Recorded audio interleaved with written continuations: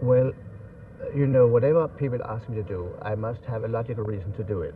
I must have a kind of an artistic main idea to do it, and that is the same when I do a little poster or when I do a big tapestry. Of course, uh, when you do, when you approach a new medium, as I did when I did this tapestry, you are you start to think in other ways. For instance, you can see that I have divided the faces up. I've tried to think in a textile way.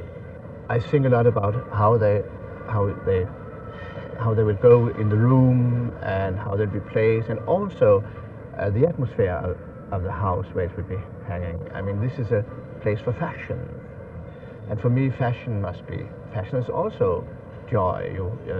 Fashion people are people who work hard to get other people to look more and more beautiful, and to give us the pleasure of looking at beautiful women, and add new color to every day, and therefore I found it right that this should be very colorful and very rich and very happy in this house. You work with probably more media than almost any artist in the world. Is there one which gives you the most satisfaction?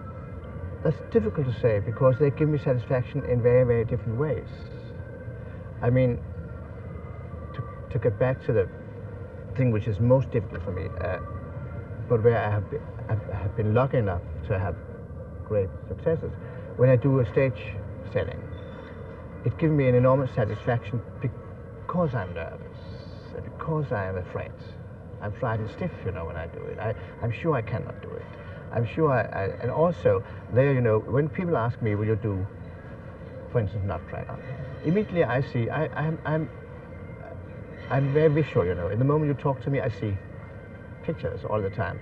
And when you say to me, will you do Nutcracker, I can see 100 different ways I could do Nutcracker. And then I must have a logical reason to choose one of those. Why should I do that way? And that can be the funniest reasons. That can be a sentence in a play, that can be a way that ballerina move, that can be all kinds. But I must have, there comes a moment where I catch fire, where I suddenly know, so it should be so. On the other hand, to do posters and to do ceramics, as I say, give me an enormous satisfaction because I feel so absolutely sure, you know. I know that's the thing I can do. When I was very young, I did some children's books. I wrote the stories myself for my nephews and also for my small cousins. When I was very, very young, I did it when I went to school. I always did stories and illustrated them.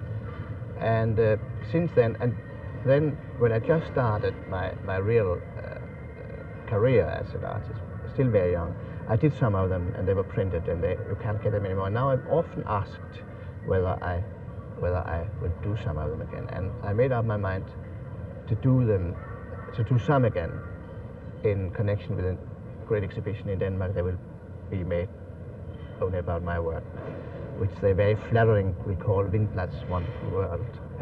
And there I want to do books.